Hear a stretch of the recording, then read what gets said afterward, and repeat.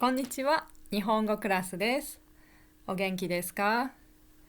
今日のテーマは一言で言うと、一言は一つで簡単に言うと、日本人の敬語に対する考え方です。はい、特に日本人が日本の会社に入って敬語を使う、それはみんながやっていて普通のことですねと考えていること、なんでそう考えているのかということについて今日お話しします。はい、どういうことって思った方多いと思います。はい、あの皆さんきっとね、日本語よくできる方々だと思います。日本人は敬語使うのはもちろんでしょ。会社に入ったらもう綺麗な敬語で話さなければいけないですよね。そうですよね。うん、そうなんですけど、なんでって最近考えるようになりました。私自身も、いやそれは当たり前でしょ。日本の会社に入ったら先輩には絶対敬語使わなければいけない。1年先に入った先輩、1年しか変わらないです。はっきり言って、1年上の先輩にも敬語を絶対使わなきゃいけないし、もし酔っ払ったとしてもですよ、お酒飲んで酔っ払ってしまっても、自分が酔っ払ってしまっても先輩には敬語で話さないとやっぱりいけないし、もし自分の下の人、後輩がいたら、自分は敬語使わないで話すというのが普通だっていうふうに考えてますね。確かに。ですが、これ私外国の学生さんと今まで一緒に授業で勉強してきて、ビジネス日本語について勉強してきて、あのビジネス日本語の言葉ももちろんたくさん皆さんと一緒に勉強するんですが、文化ですね。なんでこの時にこの敬語を使うんだっていうのをすごく考えるようになりました、私が。で、学生さんからも質問があります。そういう時、これはこの人が上の人だからここで敬語を使わなければいけないんですかとか、じゃあ別の時は使いますか敬語とか、敬語じゃなくてもいいですかとか、そういう質問をもらうと、ああ確かにって、なんでだろう。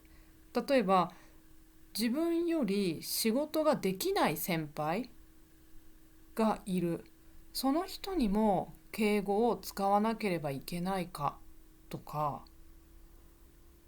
後輩、後から入ってきた社員だけどすごく仕事ができる人、その人には私は敬語は使わないのか、いや使うのか、その下の社員さんは私に敬語を使うのかで、私はどんな気持ちになるのかとか、うん、考えました。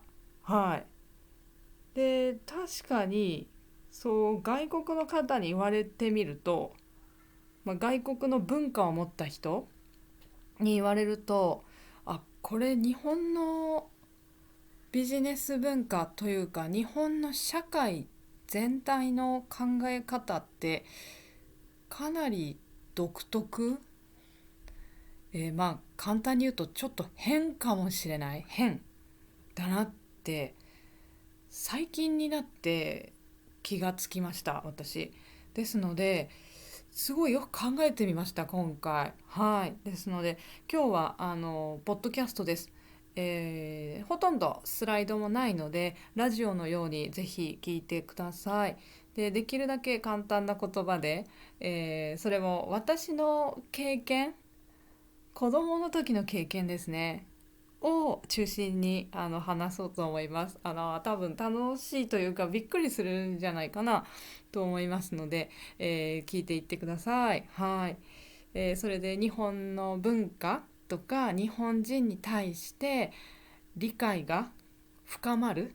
ああ、日本人ってこうやって考えてるのか、だからかって、あ、だからビジネスで日本語、ビジネス日本語使うんだってちょっと考えてくれると嬉しいです。はい。じゃあ行きましょう。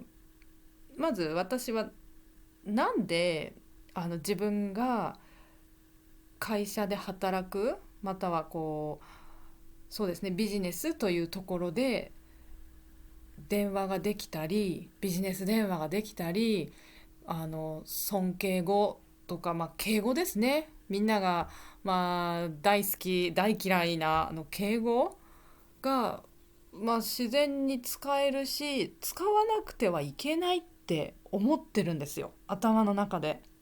使わないと失礼だって思ってる。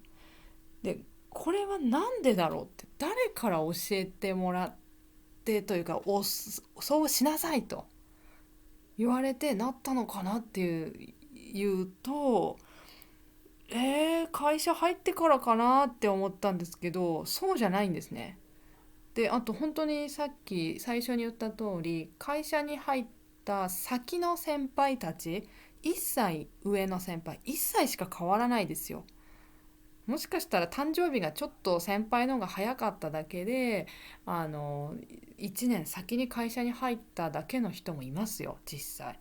そういう人にも敬語で話さなければいけないのが普通。全然それは間違ってないです。そうしなければいけないって私はもう思ってたし、社会がそういうのが普通、常識、コモンセンスです。コモンセンスだっていうの。なんで一体どこから私はそういう考え方が普通だな、それが日本でしょって思ってたのかっていうのをよくよく考えてみました。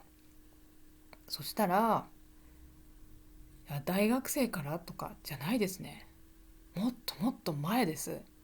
そういう考え方になったのは、大きくは中学生の時からでした。はい。日本の中学生は、13歳ですね。13歳から始まります。はい。13歳までは、小学校ですよね。まず最初、小さい時からは家族、親とか兄弟とは敬語で話さないです。はい。ですます使わないです。使ったら変です。親も子供にデスマスで話さないし、で子供も親にデスマス使わないで話すので、それが普通です。だから皆さんは外国語として日本語を勉強している皆さんはですますから勉強しますよね。何々ですます系ますフォームから勉強するけど、日本人は反対です。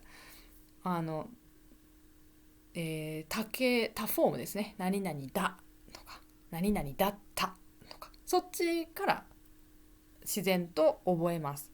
生活で使う。うん。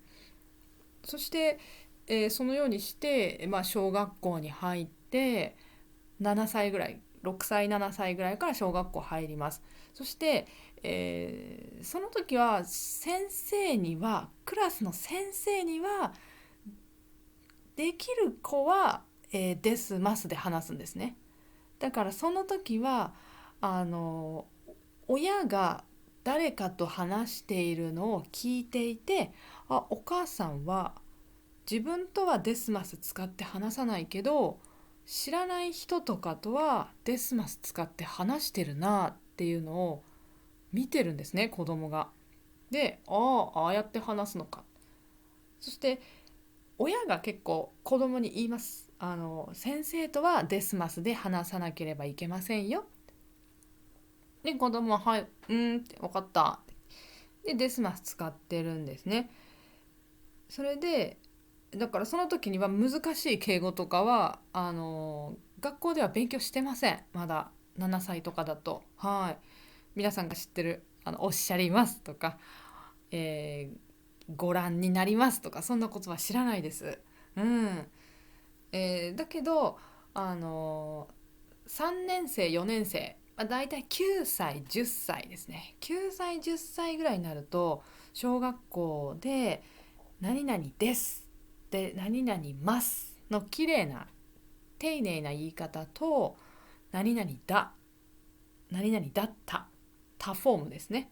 ですます使わない言い方がこれは違うんだよ、この2種類は違うよっていうのを学校で勉強するそうです。うん、授業でね。で、ああ、そっか違うんだ。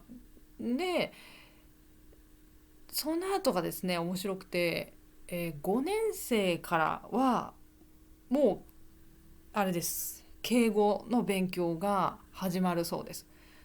尊敬語、謙譲語って言います。例えば、いらっしゃるとか、召し上がる、おっしゃるとか、これは尊敬語っていう尊敬語の特別な形ですね。私、謙譲語だと、何々と申します。私は田中と申しますの申しますとかね。拝見しますとか見ますの意味ですね。こういう皆さんが大嫌いな、もしかしたら大好きな、はい、言い方ですね。あれは日本の子供は11歳くらい11歳からだいたい学校で勉強するらしいです。うん、すごいですよね。だから11歳でもうそれを勉強するんだけど、でもそれを実際使うところってあんまりないんですよ。まだ11歳12歳小学校5年生6年生です。その時は例えば私とかだったらもう学校で遊んでました。授業終わって友達たちとみんなで遊んだり、一緒にちょっとどこか遊びに行ったりとかしてたので、あんまり周りに大人がいなかった。だから敬語で話さなければいけない、おっしゃりましたとかね、そういうシーン場面があんまりなかったんですけど、なのでとっても楽しかったです。まあ、5年生6年生本当に楽しかったです。今でも覚えてるぐらい。はい、とにかく遊んでればいいと。はい、学校行って遊んでればいいので楽しかったですね。しかしその後は中学校。はい、中学校は13歳ぐらいからですよね。中学校に入るとですね、急に世界が変わってしまいます。これが多分知らない外国の人はちょっとびっくりだと思います。はい。あの13歳から、私はその自分が住んでいる町の、近くの家の近くの中学校に行きました。そこだと、近くの小学校、だいたい4つとか4つぐらいの小学校の子どもたちがその一つの中学校に集まるんですね。だから知らない知らなかった人はいっぱいいます。で、学生の数も多くなります。小学校より中学校の方がもっともっと多くなります。はい。あのそうですね、私の時だと1クラス40人くらいかな。今はもっと少ないと思いますけどね、40人でクラスも6クラス7クラスぐらいありましたね。うん。だからえっ、とかなりいますよね、学生ね。うん。でそのようにしてあの新しい世界が始まるんですが、教室の中はいいんですよ。あんまり小学校の時と変わんないです。新しい友達できる。だけどその友達とは敬語は絶対使いませんから、何々だよねとか何々でしょとか使うんだけど、学校終わった後です。日本の中学校は特に町の県とか国がやっている中学校の学生はあれに行かなければいけない。あれに入らなければいけない。何かというと、知ってる人ね、これは多いと思います。部活です。そうです、部活。サークルです。サークル活動。何でもいいからどれか一つ入りなさいと、はいなってます。で、特に私が中学生だった時はもう今から本当もう20年くらい前、もうちょっと前かな。なのでもう特に私が行っていた中学校は何でもいいからどれか入ってくださいっていうルールでした。今どうなんだろうと思って調べたら、今も30%ぐらいの学校は絶対何かに入らなければいけないっていう学校のルールで決まってるらしいです。はい。で特に昔はもう入るのが普通だった。なので私はもちろん何か入らなきゃっていうので、私が入ったのがあのこれですね。楽器を演奏するチーム。はい、名前は吹奏楽部と言います。はい、今スライドでその漢字が書いてありますので、よかったら見てください。はい、英語だとブラスバンドですね。音楽やるんですね。私は音楽すごく好きだったので、もう絶対これに入ろうって最初から決めてました。はい。で、それはいいんですが、あの中学生13歳ですよ。これまずこれに入りたいと思ってこれを見に行くんですね。授業の後ね、決まってるんですよ。2週間くらいいろんな部活行っていいですよ、で好きなのを最後選んで2週間後に決めればいいですっていうのがあって、私は本当に吹奏楽しか興味なかった、この部活しか興味なかったので行って、そこにいろんな先輩がいました。もう今私先輩って言いましたけど、そうなんですよ。あのその時私13歳でも、その時上の人は14歳と15歳の2年生と3年生がいるんですね。中学2年生、中学3年生で、その人たちに私とかの1年生は敬語で話さなければいけない。はい。でこれは誰かに教えてもらったというわけではなかったと思います。もうそういう雰囲気、もうそれ普通ですよっていうのがなんか空気の中にあったんですよね。で私も全然それははい普通ですね、そうしますっていう考えで、あの一つ上のお姉さんお兄さんにはあのですますを使って話してました。はい。でも今考えたら変なんですよ。うん。これこれ今の私もう大人ですよ。大人から見て13歳の女の子が14歳とか15歳、1歳上のお姉さんとか2歳上のお姉さんに対してですますで話してるってなんか変って思いました。はい。だって別に会社でもないですよ、この部活。うん。別にこれ授業終わった後みんなで楽器演奏しましょう、楽しいですねって、そういうものでしょ。なのにすごく厳しかったです。私が入ったこの吹奏楽部はそういう上の人にはデスマス使うのはもうもちろんです、当たり前です。デスマス使わない、絶対ダメ、そんな人は入らないでください、そういう空気でした。はい。もうこれはどうしてかよくわかんないですよね、今思うとね。で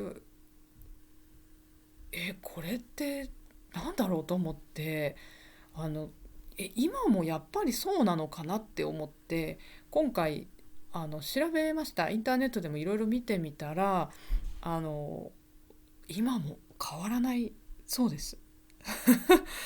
中学生の悩み、困ってること、どうすればいいか私困ってるんですっていうのがオンラインインターネットに結構書いてあって、先輩に敬語使わなきゃいけないんですかって書いてて、中学生が。で答えは普通のあの一般の人、大人の人とか、または同じように中学生の人とかが答えてるんですけど、いやもう敬語で先輩に話すのは当たり前です。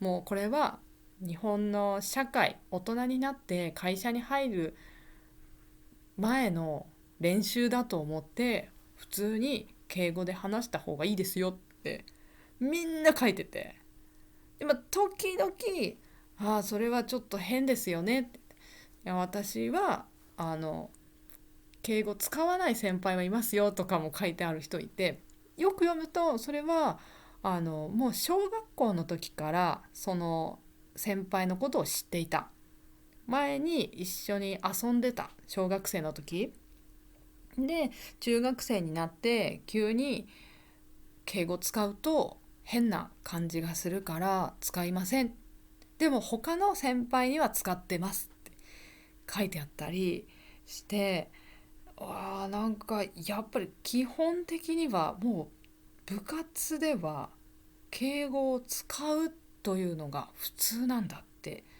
確認しました。そう。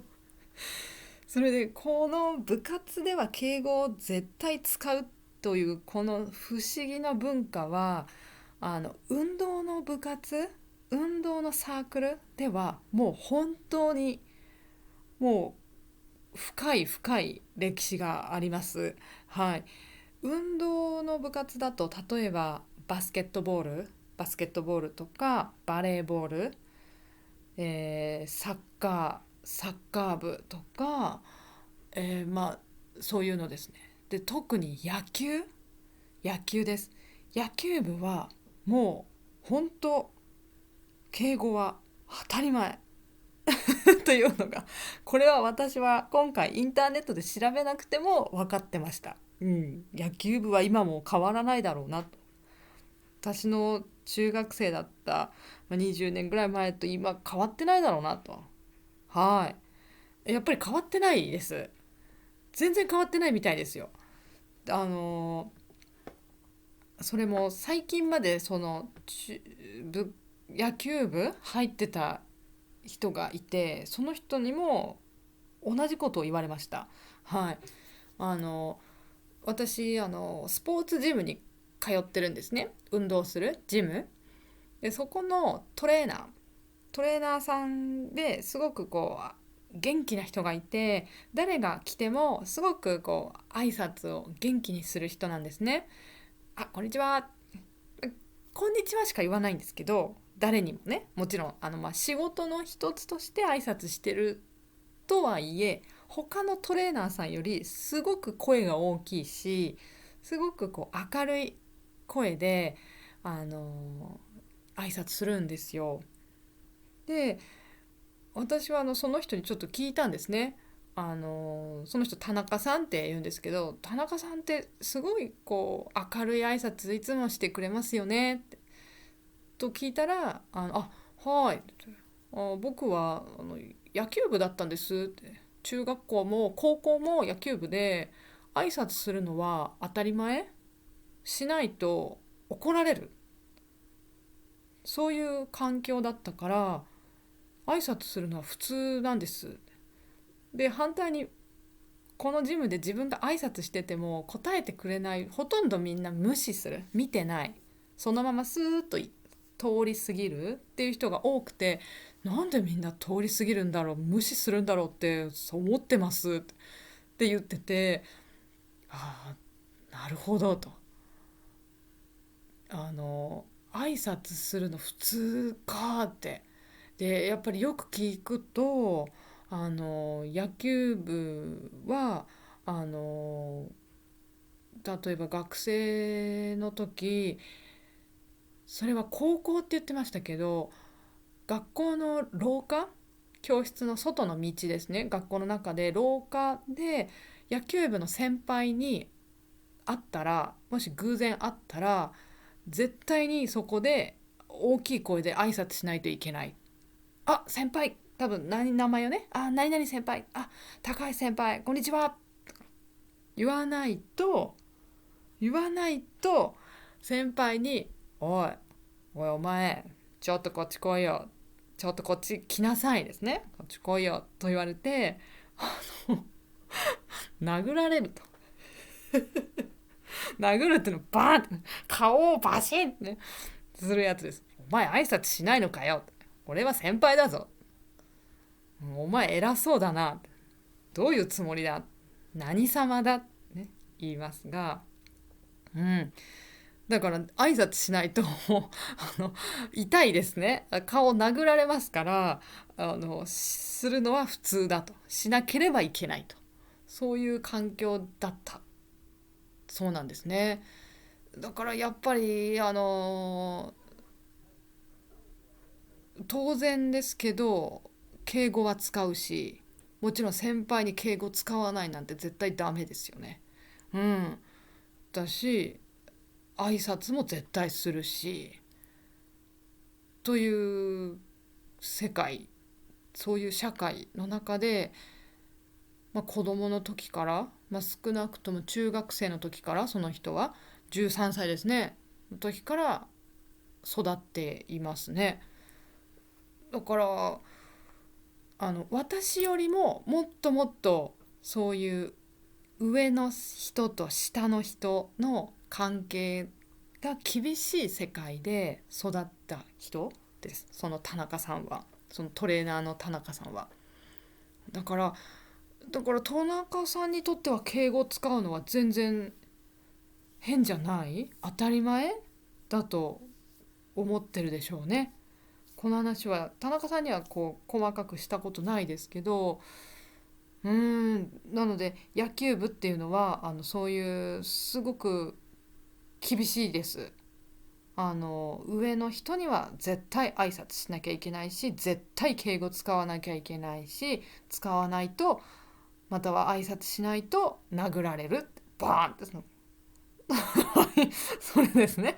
あんまりね今の日本の社会でね人を殴るっていうのはねダメなんですけど、でも学生同士ですからね、何やってるか分かんないですけどね、そんなにひどくやらないと思いますから。ただ野球とか、ただ昔は実際本当にもう先生も厳しくて、特に野球部の先生、コーチですね、マネージャー、学生に対して厳しいですね。だから同じです。何かできないとバーン、ね、何やってんだお前、バシーンされたり、お前走ってこい、グラウンド10周だ、ね、されたりっていうのはもう日本人の中では有名な話。はい、そうそう。だからそういうのはそんなすっごい厳しいのは、例えばバスケットボールの部活とかにはあんまりないっていうイメージがあります、私は。うん。実際どうか分かんないけど、でもやっぱり厳しいねっていうのは野球部っていうのはよく言われるので、バスケットボールとか、バレー部とか、バレーボールですねとかはそんなになんか挨拶しないと先輩にバシッされるない、あまり聞いたことないです。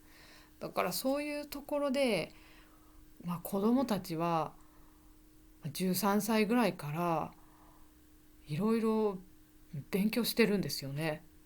あ、上の人にちゃんと挨拶したり敬語を使わないと私は怪我をする痛い思いって言います。バシってね殴られて怪我することになるから、あんまり尊敬してるとかじゃないけど敬語使おうとなるんですよね。だからそれが普通の中で子供の時から育っていくんですよ。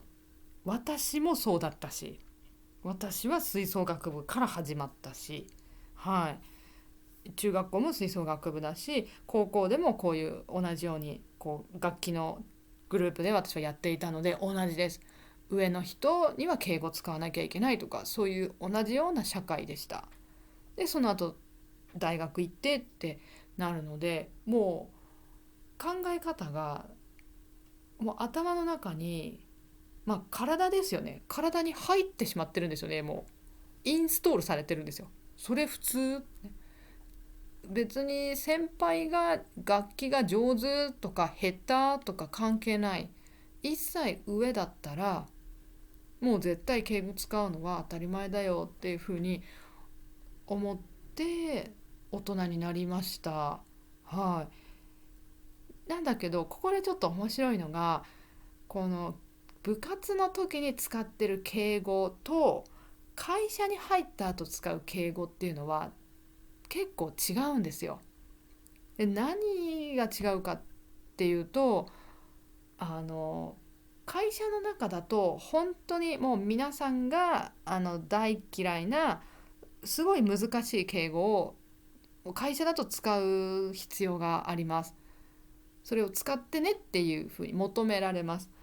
いらっしゃいました、社長がいらっしゃいましたとか、社長がおっしゃいましたと言いましたですね、とか、私が何々を申しますとか、私が伺いますとか、こういう難しい言葉敬語使うんだけど、中学校とか高校の時の先輩に使う敬語はこういうおっしゃったとか伺うとか、そこまで難しいこと使わないでですますを使うんですね。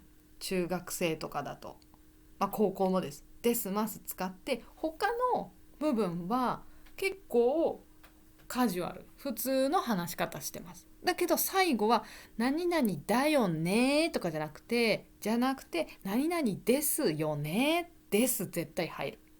ますもそう。何々しますよねとか、ます入る。そう、それだけで十分なんですね。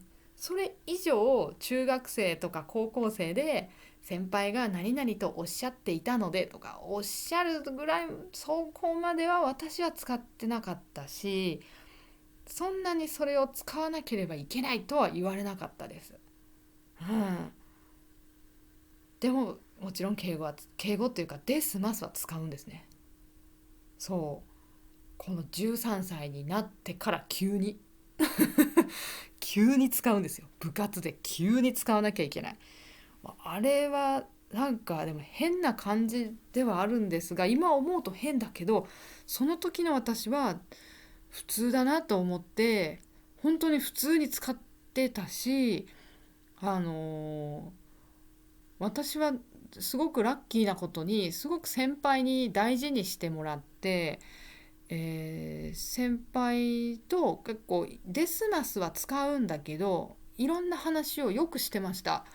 あの勉強の話もいろいろ先輩に相談したこともあるし、反対にですね、結構意外と多かったのが先輩が私に相談するっていうのが結構多かった。一緒に学校部活終わって帰ってくる時とかにも先輩があの自分は誰々くんが好き、あの子が好きなんだけどどうすればいいと思うって私に相談したり、または先輩がちょっと学校でいじめに遭っている、いじめられているっていうのを私に相談してくれた人もいました。でどうすればいいかなって相談してくれて、いろいろ話してましたけど、私はでもずっとデスマス使うんです。でもその先輩1歳上、1つ上の先輩で、あの先輩はデスマス使わない。私のことを妹みたいに話してくれました。で、そうですね。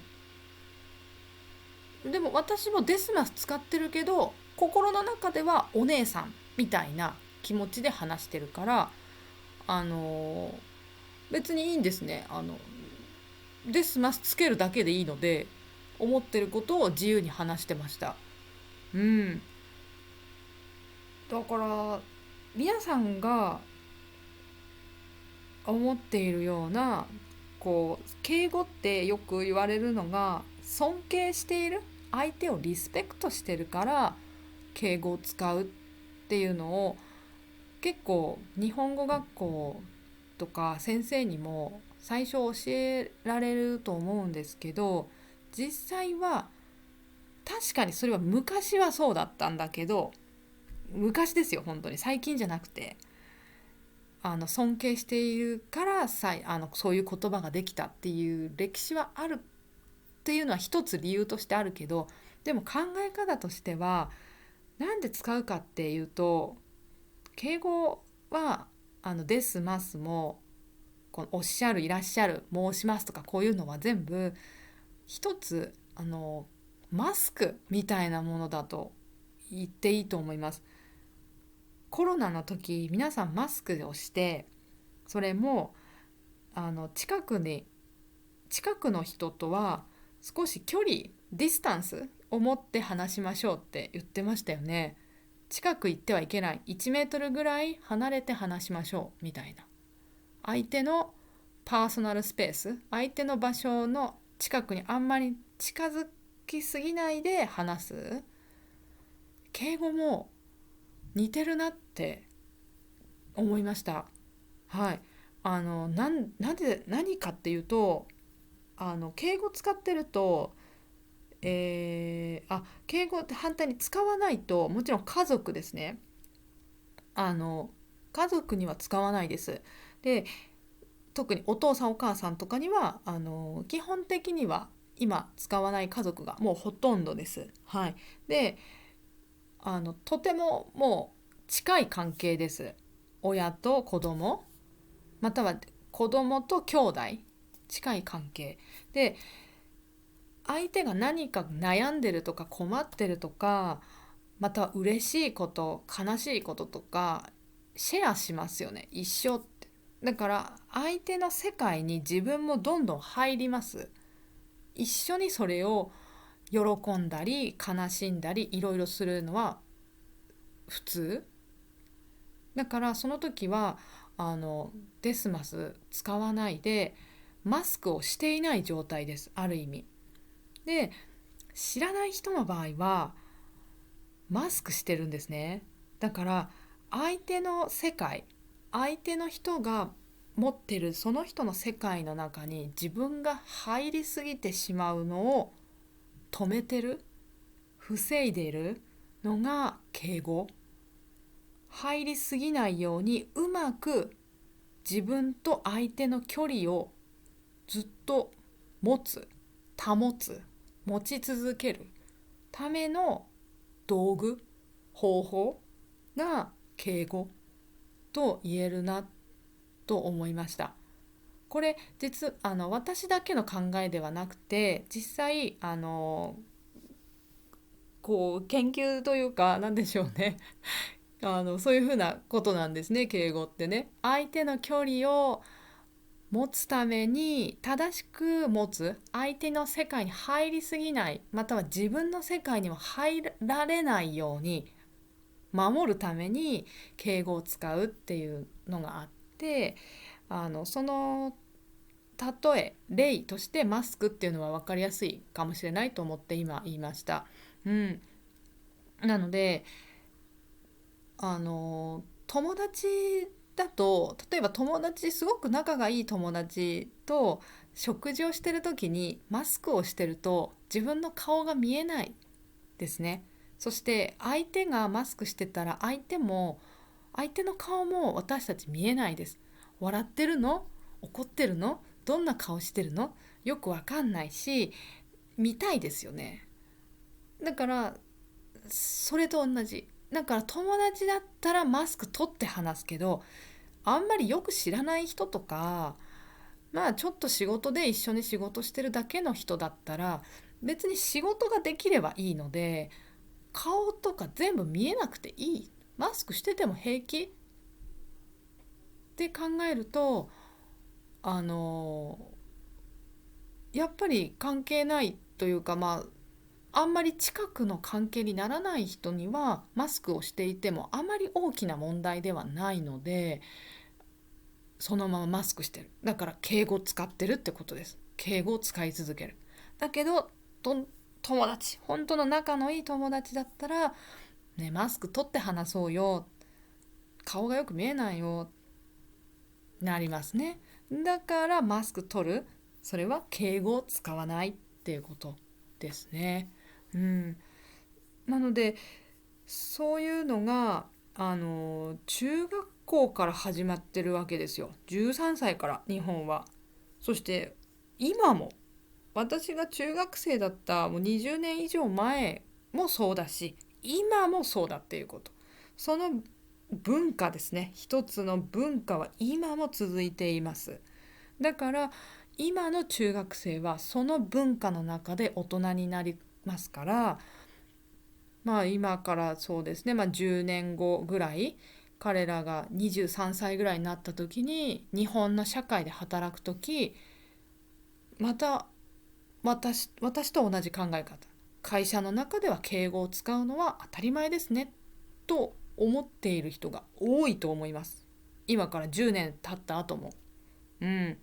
だから結構変わんないですよね、日本の文化ってきっとこの後もこの敬語使うのは当たり前だっていう考え方、それは尊敬してるとかしてないとかそういうことではなくて、相手と距離を持つために、相手の世界に入りすぎないように、自分の世界も守るためにっていう意味で、普通にみんな使う、どうしてとも考えずにということです。はい。なんでそっか、不思議だよなって今回自分で調べたり考えたりしたんですね。私思いました。はい。だからこそなんですが、皆さんは残念ですが敬語、やっぱり会社になると本当に固い敬語おっしゃります、いらっしゃいますね、いろいろあるから拝見します、ご覧になりますとかもいろいろありますので、それを使う練習、そして使える必要があるっていうことになっちゃいます。残念ですがね。面白いですね。はい。そうそう。だからぜひ頑張ってほしいなって思います。やってほしいな、勉強してほしいなって思います。はい。そうでした。なので敬語はマスクと同じですね。コロナの時のマスクと似てますねという話今日しました。はい。どうでしょうか皆さん。ちょっと長くなりましたが、少し自分の考え皆さんまたメッセージで聞かせてくれると嬉しいです。はい。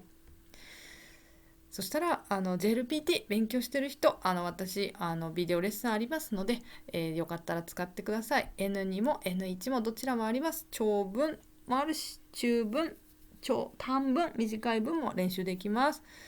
これらは全部私のオンラインレッスンから申し込みできますので、ぜひぜひ見てみてください。